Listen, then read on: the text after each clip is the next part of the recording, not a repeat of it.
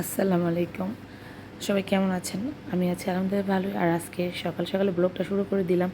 তো মাঝখানে আমার ২টা মাছের জার ভেঙে গিয়েছে, আর আমার ছোটো ছেলে যেহেতু পছন্দ তাই আমি আবার বাসায় এনেছি মাছের জারটা। মানে ফার্স্টে ভেঙে গিয়েছিল ওর বাবা কারণে, আর দ্বিতীয়টা ভেঙে গিয়েছিল হয়তো ঝামেলা ছিল, পানির ওই টাকাটা ভেঙে গিয়েছে।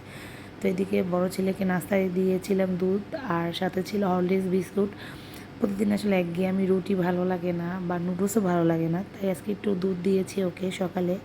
আর আজকে তাড়াহুড়ার জন্য আমার আর সকাল নাস্তা তাড়াতাড়ি মানে সকালে করা হয়নি।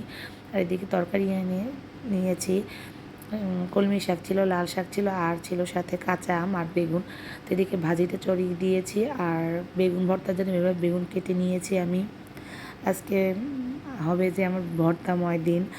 আর ফার্নিচারগুলো পরিষ্কার করে নেব, যেহেতু আজকে চেয়ারের কাভারগুলো ওয়াশ করতে দিয়েছি, তাই আর কি এভাবে সব পরিষ্কার করে নিব। আর যেদিনকে আমি বাসায় থাকি সেদিন দেখা যায় টুকটাক আমি মানে ক্লিনের উপরেই থাকি। আর এইভাবে যদি এরকম ডিজাইন হয়ে থাকে এটা না পরিষ্কার করা বেশ কষ্টদায়ক হয়ে যায়। তো এই তো আমার সব ফার্নিচার মোছা কমপ্লিট হয়ে গিয়েছে, আর যেহেতু কাভারগুলো ধুইতে দিয়েছে তাই আর কি পরিষ্কার করে নিয়েছি, আর আমি বাসায় ছিলাম তাই। আর সোফাগুলো তো দেখা যায় আমি একদিন পর পরই ঝাড়া দিয়ে থেকে যদি আমি বাসায় থাকি, বাসা না থাকলেও দেখা যায় আমি রাতের বেলাও এসে ঝাড়া দিয়ে তারপর ঝাড়ু দিয়ে ঘর ক্লিন করে নিই। তো এরপর আমি ভর্তার জন্য সব আর কি প্রিপারেশন করে নিলাম। মরিচ ভর্তা, আলু ভর্তা, আর ছিল সাথে বেগুন ভর্তা। তো এই তো আমার ভর্তা রেডি হয়ে গিয়েছে। আর গরুর মাংস ছিল বিধে তাই আর কি আজকে আর মাছ মাংস কিছুই করিনি। দেখা যায় বাচ্চারা তার ভর্তা খেতে পারে না, তাই ওরা গরুর মাংস খাবে আর আমি খাবো ভর্তা। তো এইবার ফ্রেশ হয়ে দুই ছেলেকে গোসল করিয়ে দিয়ে নিজে ফ্রেশ হয়ে তারপর নামাজ পড়ে ভাত খেতে বসলাম। দেখা যায় যখন আমি আম্মুর বাসায় যাই, আম্মু যেটা পাটা বেটে তৈরি করে সেই ধরনের ভর্তা আমাকে বেশি করে আম্মু আমাকে খাওয়ায়।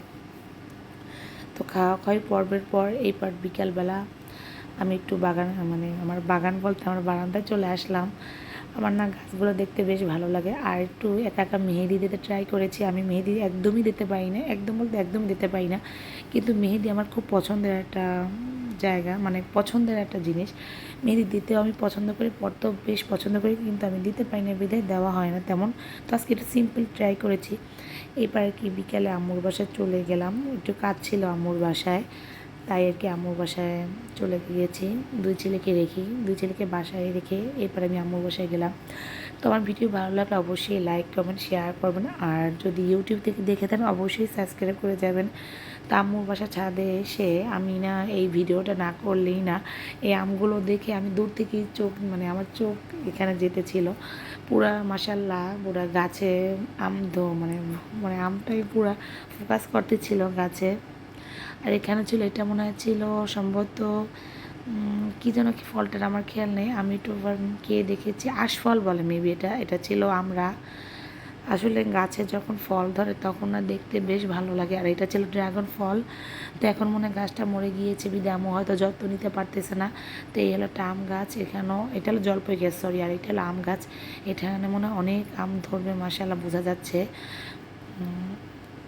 আর এই তো এটা হলো জিয়া, এটা হলো জানি কি গাছ, করমজা।